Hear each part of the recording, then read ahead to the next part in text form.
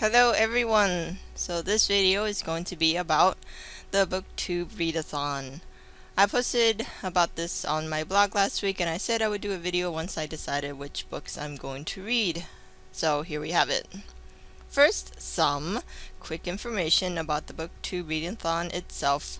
Basically, it's a marathon of reading and it starts on Monday, July 15th and ends Sunday, July 21st. And it was created by Patfoot and Prongs 07 and Ariel Bissett on YouTube. They had created a list of 7 challenges, and I have one extra because someone suggested it to me on WordPress, so I will attempt to do that too. The challenges are: number 1, read an average of 300 pages a day. Number 2, read a book with over 500 pages. Number 3, reread a book. Number 4, finish a series or a trilogy.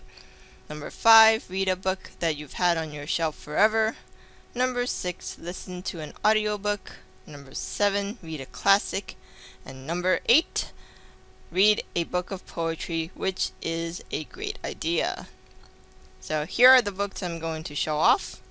First we have A Game of Thrones by George R.R. Martin.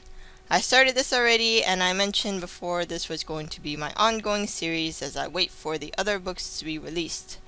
It's been a really fast read for me, so I might just finish this during this readathon, and this will satisfy challenge number 2, read a book with over 500 pages. I still have over 500 pages left to read of this book, so I think it will work out. The next book is The Mist Reader by Rand and Robin Miller. I used to be a big fan of the Myst series, the computer game way back in the day. I had Myst and Riven, the first 2 in the series, but I never actually beat them. It's why I first got into Let's Plays on YouTube, because seeing someone else go through the game and how it all unfolds is so much fun. When I found out it was a book too, I immediately bought it because I loved the world they created. And this will satisfy challenges number 2. Read a book with over 500 pages. Number 4, finish a series or a trilogy, since this has all 3 books in the trilogy. And number 5, read a book that you've had on your shelf forever, because I have had this forever. I read a small part of it, and it's about time I get back to it. The next books are the Julie series by Jean Craighead George. I read the first 2 way back in the day, possibly like almost 20 years ago, and I don't remember if I ever read the last one, so this will be a good time to actually read it. These will satisfy challenges number 3, reread a book, specifically the first 2. Number 4, finish a series or a trilogy.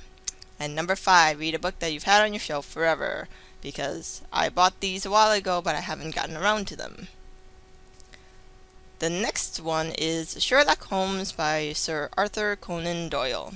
This character has a rather special place in my heart. So I remember reading A Study in Scarlet and just loving how he can deduce so much from a person. And I went out and bought this box set, which is in 3 volumes, and all the stories are reproduced from original copies of the Strand magazine in chronological order.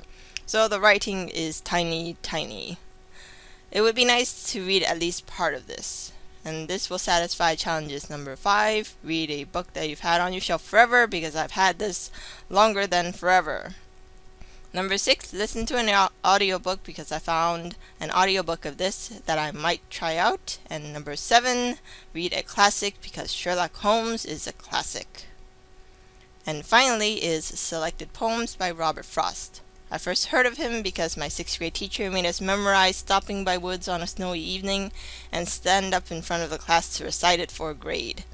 I didn't read much else by him, although I really liked The Road Not Taken, so this is my chance to see what else he's written.